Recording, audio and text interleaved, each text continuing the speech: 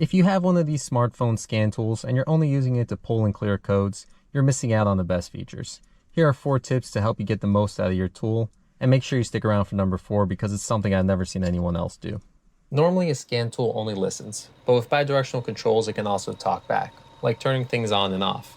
The key to bidirectional controls is knowing how the system works. Say your AC won't turn on, so you command it on with the scan tool and now the compressor kicks in. That instantly tells you that the compressor, relay, fuse, and wiring to it are all okay. So the problem has to be an input to the computer. You can also use bidirectional controls to test systems that are connected to what you're commanding. For example, on this Toyota, I can control injector volume. Normally, to test if my oxygen sensors are working, I'd have to create a vacuum leak, make it go lean, then add fuel to make it go rich. That's messy and slow. Instead, with this control, I can just tell the injectors, cut fuel by 10%, then add 10% of fuel.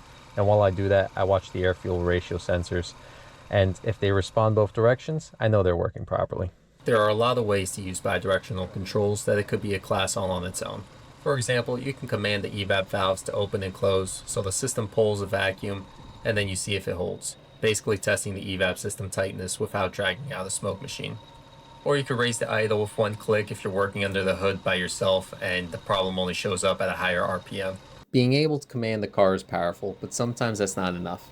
To really see what's happening, you need to watch the data over time, and that's where the next tip comes in. This tip uses what's called the picture superiority effect. Basically, our brains process and remember pictures better than numbers. A graph is just a picture of the data, so instead of a blur of numbers flying past, you see the actual story of what's going on. Let's say, for example, you have a lean code like a P0171.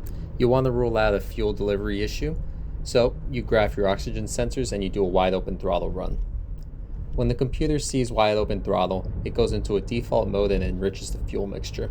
If everything is healthy, the O2 sensors should swing rich, but if you graph it and the O2 sensors stay lean, that points to either a fuel delivery issue or a bad reading from the O2. It could be a faulty O2 sensor, but it can also be an exhaust leak ahead of the O2 sensor that's pulling in air and tricking the sensor.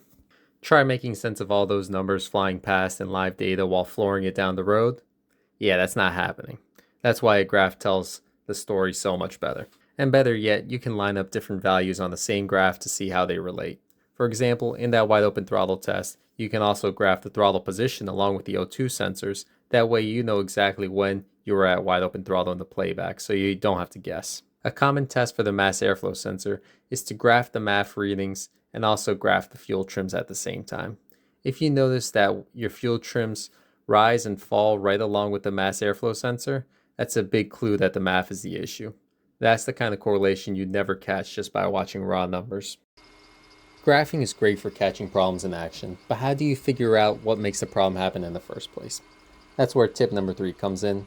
Always start with a full health report. It scans every module, not just the engine, and on modern cars, everything talks to everything. So an ABS fault could disable your AC, and a body control issue can cause a no start. The health report also gives you a baseline.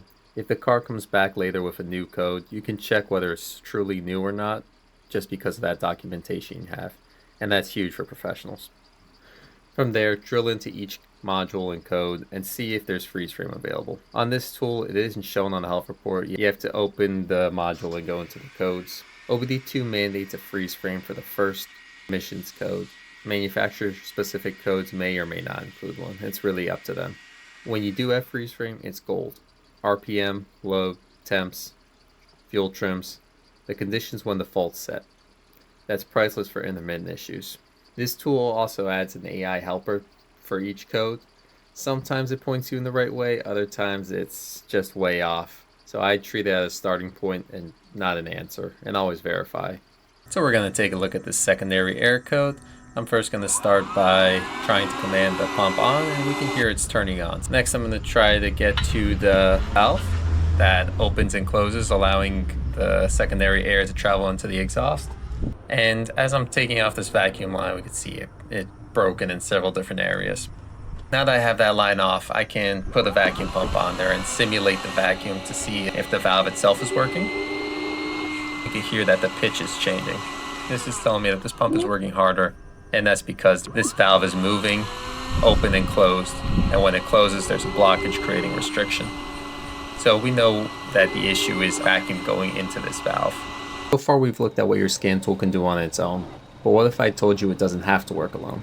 The best part about these phone-based scan tools is that they run on your smartphone, and your phone is already a powerful tool packed with sensors and apps that we can take advantage of. For example, if you have a tough vibration, you can pair it with an NVH app while driving to see if the vibration lines up with the torque converter clutch solenoid locking up. Another trick is using a task manager app to automate button presses. So that way the tool can run bidirectional tests by itself while your hands are busy under the hood. I'm just starting to experiment with these automation apps, but if you're creative, you can do a lot of cool things like freezing data when your phone hears a noise, or using the magnetic sensor on your phone to start recording engine data when it detects the field generated by current passing through a wire.